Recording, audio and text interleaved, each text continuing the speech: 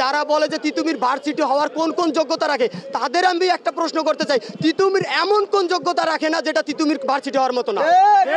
এই যোগ্যতার মানে এই প্রশ্নের উত্তরটা আগে তারা দেখ যে কোন যোগ্যতা নাই তিতুমির ভার্সিটি হতে পারবে না, তাহলে আমরা বলতে পারি কোন যোগ্যতা আমাদের দরকার।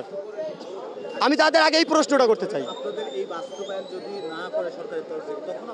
তখন আমাদের কর্মসূচি বললাম পরবর্তী দিক নির্দেশনা তাদের সিদ্ধান্তের উপরে ডিপেন্ড করে। এটা আমাদের নিজস্ব অভ্যন্তরীণ একটা কৌশল এবং নিরাপত্তার সাথে আমরা বলতে পারতেছি না।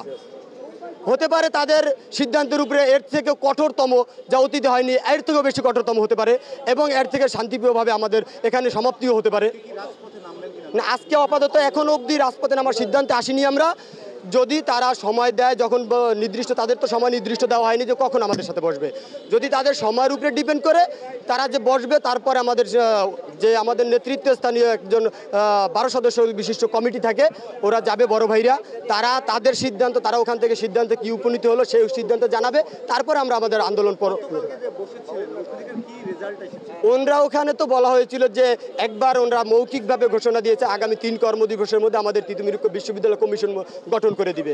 কিন্তু তারা এই বিষয়টা আমাদের সিনিয়র ভাইরা বড় ভাইরা যখন লিখিত আকারে ডকুমেন্ট চেয়েছে তখন তারা পেজ রিলিজ চায়নি এবং বিভিন্ন তালবাহানা করছে, যার ফলে আমাদের সিনিয়র বড় ভাইরা অন্বেষণে বসেছিল। আপনারা জানেন এই অন্বেষণ ভাঙিয়েছে, প্রধান উপদেষ্টা একটা আশ্বাস দিয়েছে যে আমাদের প্রতিনিধি টিমদের সাথে, এবং প্রথমে সে তার নিজস্ব 3-4 সদস্য একটা টিম আছে তাদের সাথে বৈঠক করবে।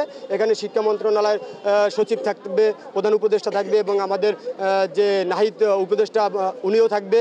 এরা থাকার পরে পরবর্তীতে যে সিদ্ধান্ত আসবে ওই সিদ্ধান্তে তারা আমাদের টিমের সাথে আলোচনা করবে। ওই আলোচনা যে আমাদের সিনিয়র বড় ভাইরা তিতুমির কলেজের নেতৃত্বদানে যারা আছে তারা এবং উপদেষ্টারা যে সিদ্ধান্ত আসবে ওই সিদ্ধান্তের উপরে ডিপেন্ড করে আমাদের পরবর্তী আন্দোলন।